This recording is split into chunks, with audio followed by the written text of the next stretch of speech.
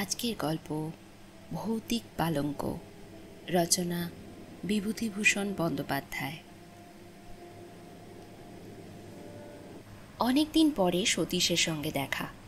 বেচারা হন্তদন্ত হয়ে ভিড় ঠেলে বিকেলবেলা বেন্টিং স্ট্রিটের বাঁ দিকের ফুটপাত দিয়ে উত্তর মুখে চলেছিল।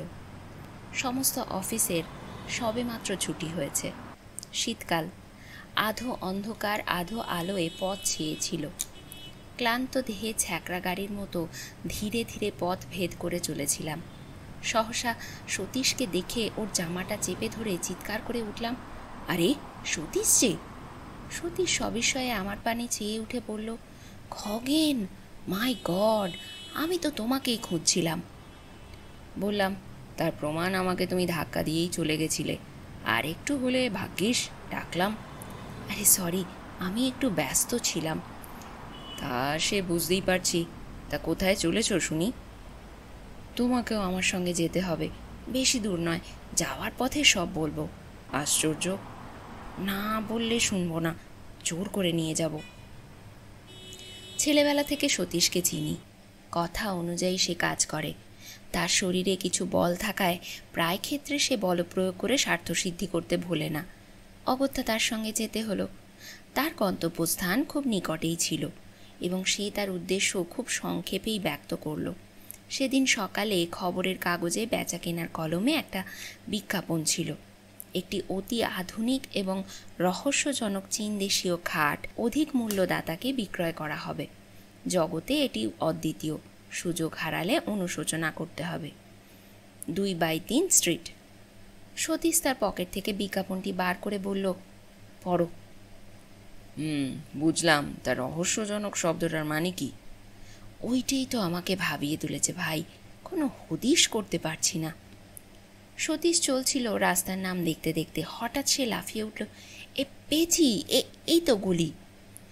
সন্ধ্যার স্তিমিত আলোকে সেই গলির পানে তাকিয়ে আমার সারা শরীরে কেন জানি না এক প্রকার শিহরণ জাগল। চীনা পল্লীর চীনা আবহাওয়ায় রহস্যজনক খাট। সতীশের হাতটা ধরে বললাম, খাটে কাজ নেই সতীশ, চলো ফিরে যাই, আমার বাঙালি খাট বেঁচে থাকুক। সতীশ প্রবল বেগে এক ঝাঁকানি দিয়ে উঠল। হ্যাঁ, ভীতু কোথাকার, এতটা এগিয়ে এসে কখনো ফেরা যাবে না।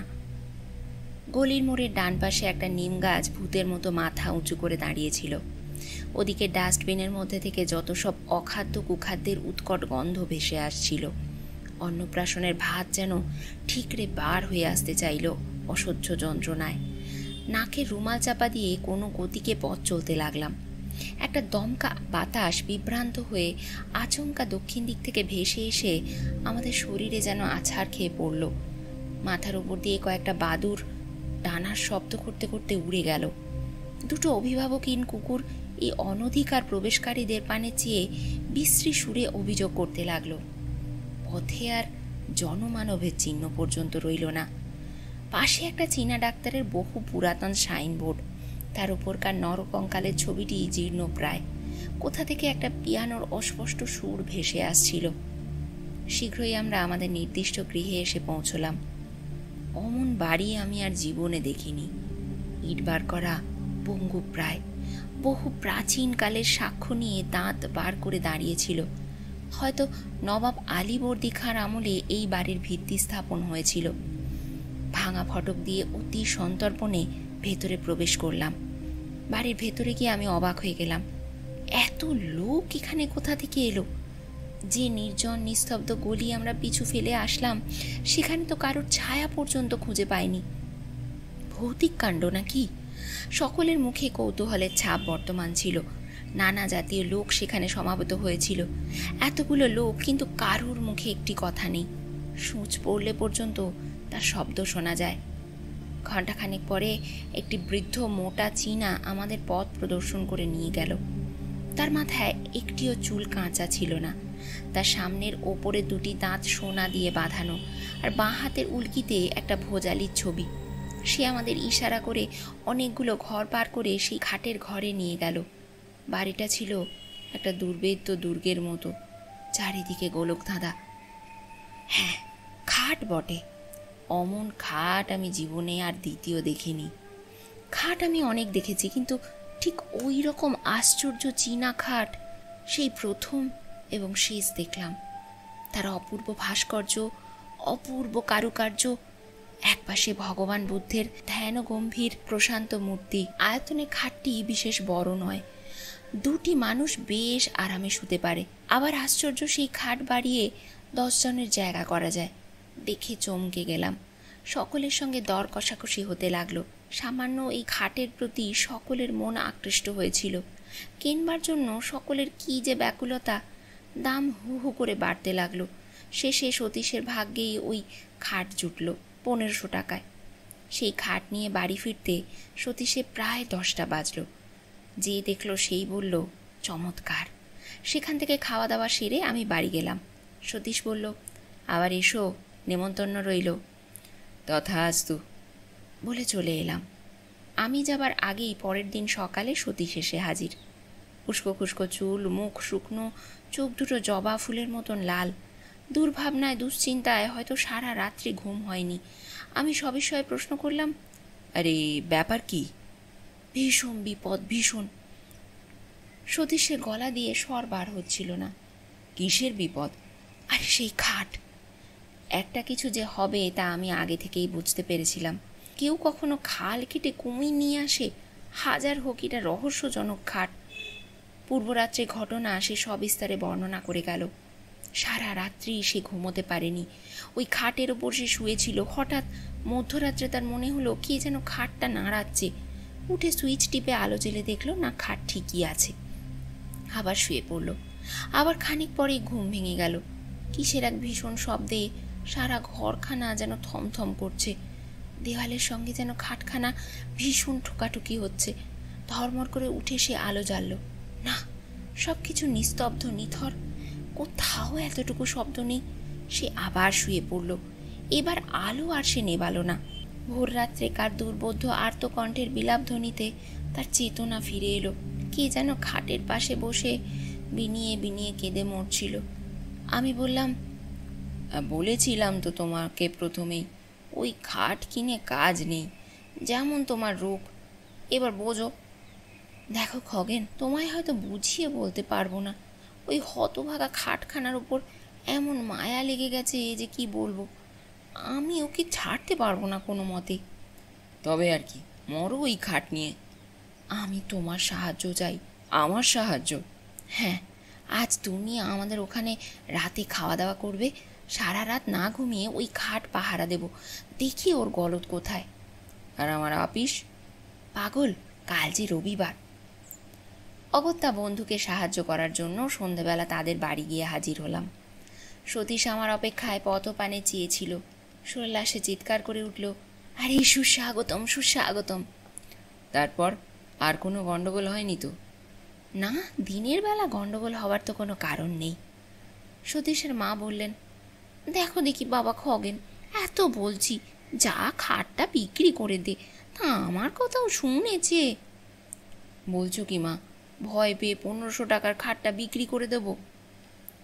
খাওয়া দাওয়া সেরে রাত্রি জাগবার সরঞ্জাম নিয়ে আমরা দুই বন্ধুতে খাটের ওপর গিয়ে বসলাম। আমার হাতে দীনেন রায়ের ডিটেকটিভ উপন্যাস, আর সতীশের হাতে হেলথ অ্যান্ড হাইজিন। রাত্রিক্রমে বাড়তে লাগলো। ঠিক হলো, আগে সতীশ ঘুমোবে আর আমি জাগবো, তারপর সতীশ জাগবে আর আমি ঘুমোবো। বইখানা খুলে আমি বসে রইলাম। পড়তে পারলাম না একটি অক্ষরও। এক দৃষ্টিতে তাকিয়ে রইলাম। চারিদিকে কান খাড়া করে বসে রইলাম ভয়ে ভয়ে। এতটুকু শব্দে থেকে থেকে চমকে চমকে উঠছিলাম। ওই বুঝি সেই অপদেবতা আমার গলাটা দিলে টিপে। কাদের বাড়িতে ঘড়িতে সুর করে 2টো বেজে গেল। হঠাৎ মনে হলো কে যেন বাড়ির বারান্দায় চলে বেড়াচ্ছে। তার পদশব্দ বেশ স্পষ্ট হয়ে উঠল। আমার সারা শরীর দোল দিয়ে উঠল, লোমগুলো খাড়া হয়ে উঠল।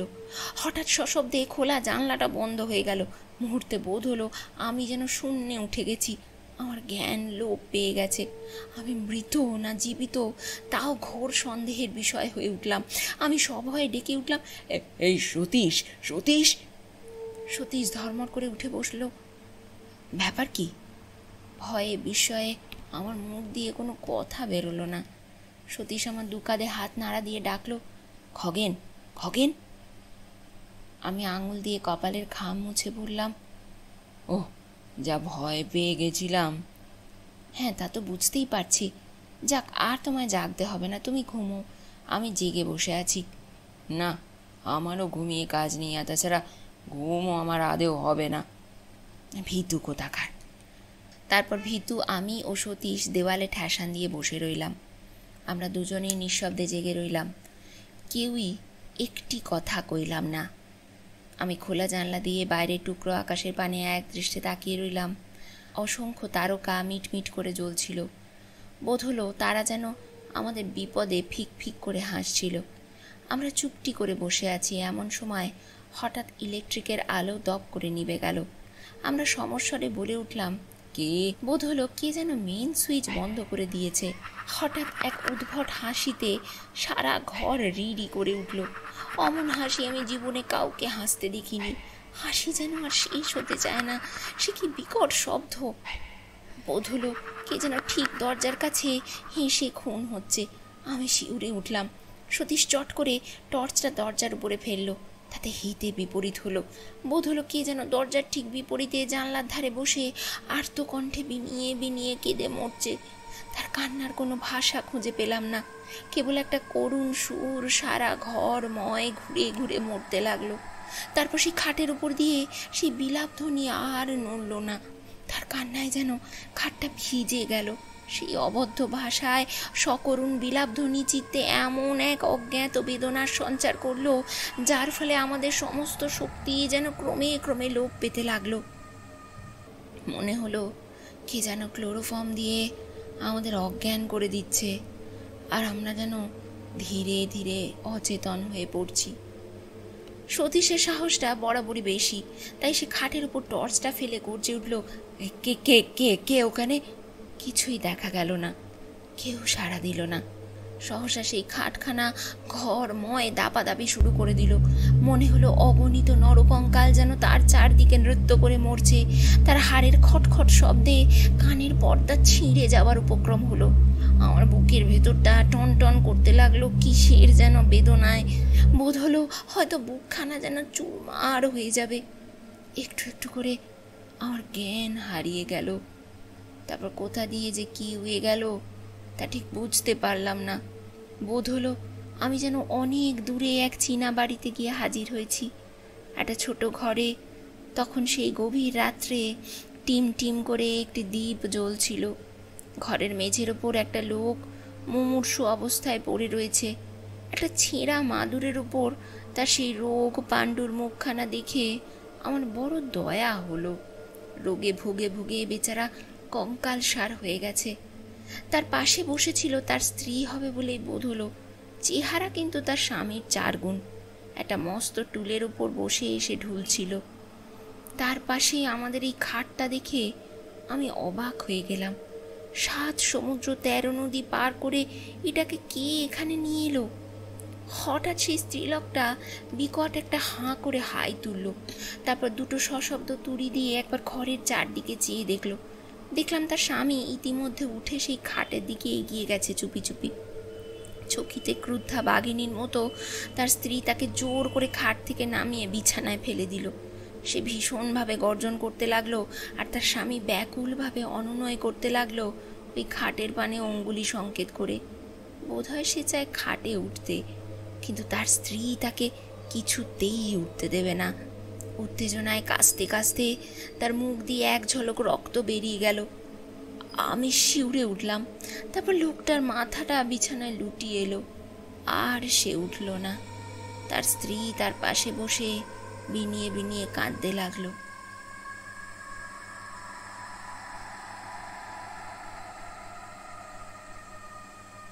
যখন জ্ঞান ফিরল, দেখলাম ভোরের আলোয় চারিদিক ভরে গেছে। দেখলাম সতীশের মা আমার চোখে মুখে জলের ছিটে দিচ্ছেন। তিনি আমার জ্ঞান ফিরে আসতে বললেন, খগেন, বাবা খগেন। আমি কোথায়? এই তো নিচের ঘরে। সতীশ কোথায়? সতীশের এখনো জ্ঞান হয়নি। তারপর শুনলাম 4টে নাগাদ আমরা নাকি দুজনে সদর দরজায় এসে মাটিতে পড়ে গো গো করতে থাকি। সতীশের মা বাইরে এসে এই অবস্থা দেখে চিৎকার করে কাঁদতে আরম্ভ করে দেন। পাকা 3 ঘন্টা তদারক করার পর আমাদের জ্ঞান হয়। ডাক্তার এসে বলে গেছিল ভয়ের কোনো কারণ নেই, একটা সাডেন শক আর কি। জ্ঞান হলে একটু ব্রোমাইড দিলে সব ঠিক হয়ে যাবে। সতীশের জ্ঞান হতে সেও ঠিক আমারই মতো অবিকল উদ্ভট স্বরে কথা বলে গেল। আমি বিস্ময়ে সকলের পানে তাকিয়ে রইলাম। সতীশের মা বললেন, আগে ওই সর্বনেশে খাট বিদায় করো বাবা। খাট বিক্রির একটা বিজ্ঞাপন দেওয়া হলো। পরের দিন বিকালে অসংখ্য লোকে বাড়ি ছেয়ে গেল। খাটটা বিক্রি হলো, শেষ পর্যন্ত 2000 টাকায়। এক ইহুদি সেটা কিনে নিয়ে গেল। যাক, মাছ থেকে কিছু লাভ হলো। বিক্রি না হলে শেষ পর্যন্ত হয়তো ওটা বিলিয়ে দিতে হতো। এখনো মাঝে মাঝে সেই রহস্যজনক খাটের কথা ভাবি। একবার মনে হয় সেটা এখন কার কাছে আছে খোঁজ করি। এই অতৃপ্ত আত্মা, যাকে তার দুর্দান্ত স্ত্রী কোনো ক্রমেই ব্যাধির ভয়ে খাটের উপর জীবিত অবস্থায় শুতে দেয়নি, সে কি আজ তৃপ্ত হয়েছে, না এখনও সে ওই খাটের পেছনে প্রতি রাত্রে ঘুরে ঘুরে মরে, কাউকে ওর উপর শুতে দেবে না বলে। বন্ধুরা, আজ তোমাদের পড়ে শোনালাম ভৌতিক পালঙ্ক, রচনা বিভূতিভূষণ বন্দ্যোপাধ্যায়। যদি গল্পটা তোমাদের ভালো লেগে থাকে একটা লাইক করে দিও, বন্ধুদের সঙ্গে শেয়ার করো। এই চ্যানেলে যারা প্রথমবার আসছো তারা চ্যানেলটাকে সাবস্ক্রাইব করে রেখো, যাতে এরকমই নিত্য নতুন গল্প তোমরা শুনতে পারো। তাহলে সবাই ভালো থেকো, আনন্দে থেকো। গল্প দিদি এইরকমই কোনো গল্প নিয়ে ফিরে আসবে খুব তাড়াতাড়ি।